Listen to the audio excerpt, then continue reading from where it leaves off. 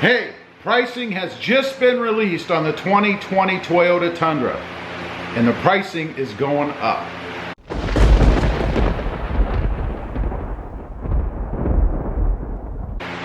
Well, good morning everybody. How y'all doing? Pretty good here, and welcome to the channel. Real quick, don't forget to like, share, and subscribe. Today, as I mentioned in the beginning, the price for the 2020 Tundra is going up. Now, I don't know if we should be surprised at that, right? I mean, they're doing like a little, kind of a little refresh, you know, kind of getting ready up until the new remodeled Tundra comes out. So you can't believe that they're going to put more stuff in it and not charge more money, right? And they are. So, here we go. The 2019 SR is starting at, and these are starting at prices.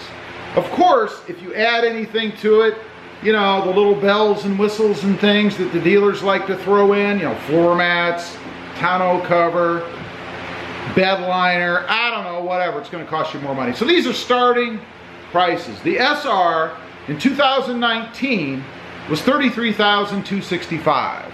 In 2020, it's $35,020. That's a difference, an increase of $1,755. That's a big chunk of change. The platinum trim level in 2019 was $52,275 US dollars. In 2020, it's going to be $53,270 US dollars, an increase of $995, almost a grand. I mean, they're $5 away. I don't know, it's a grand, right? Now, let's talk about the TRD Pro Crew Max. That's going to be up $2,885 for 2020. There's also going to be a TRD Pro double cab version, throwing out a little bone there. That is going to be starting at $50,100 for 2020. Now, that is half of $100 grand. That's a lot of money. I don't know. Now, one thing that's going to be missing. Let's talk about what you are and are not going to get for 2020. One thing that's going to be missing is the 4.6 liter V8. It's gone. No more 4.6 liter V8. I guess I have an antique here behind me. This is the 4.6 liter V8. It's going to be gone. Now, is that a big deal? Well, you know, when I was looking, and granted, I wanted to experience the 4.6 liter, which is why I bought this. I've had the 5.7 before. But what are you going to be lacking? Well, first of all, it costs more money for the 5.7. When I was looking, it was about $5 grand more. Now, that's not just the price of the motor. That's because they throw other things in there when you buy the 5.7. That's what raised the price almost, a little bit over, I think, $5 grand. Mileage, fuel economy. The 4.6 liter gets 1 mile per gallon, supposedly better than the 5.7. Is that anything to write home about? No, probably not. So nobody's going to miss that. Not really a big deal, I don't think. Me personally, I don't notice a big difference between the 4.6 and the 5.7. Only on acceleration on inclines, like going onto the freeway, do you really feel it. Otherwise, it is just as quick and peppy as the 5.7 is, in my opinion. So, probably not a big deal, other than you're not going to have that lower priced option available. So, what are they changing? What are they doing to justify raising that price? Well, as mentioned, you can only buy the 5.7. That'll cost you more money. They're throwing in, and this depends on what you're looking for, but they are throwing in the TRD Pro option in 2 configurations. You know, the Crew Max and the double cab. Most people probably aren't going to buy those anyway, but they're available if that's what you want. They are going to be including Apple CarPlay and Android Auto. So now you'll have those 2 things, which everybody raves about on your radio. I don't have it.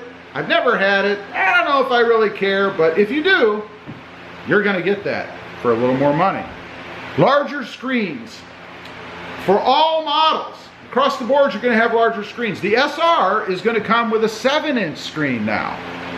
All others, so I guess everything above the SR trim level, are going to come with 8-inch screens. You know, we're getting closer to that great big Tesla screen, but we're pretty far away. I don't know. Anyway, bigger screens.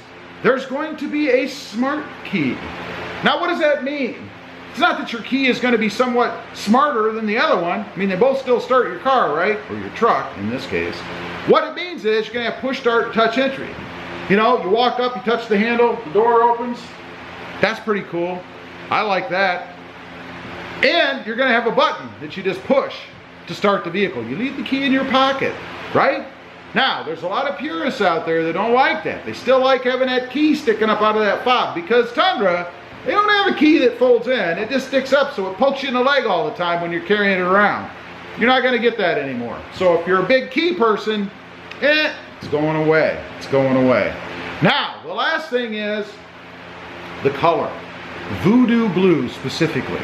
In previous models, you could only get voodoo blue on the TRD Pro version, but now it's going to be available in more trims across the board. I don't know if that's a good thing or not, you know? When it was only on the Pros, it was that, unless you wanted a Pro, that color you could never quite reach, you know? You wanted it, you loved it, but you couldn't get it. Now, everybody's going to be able to get it. It's going to be out there. It's not going to be as unique or as scarce as it was before.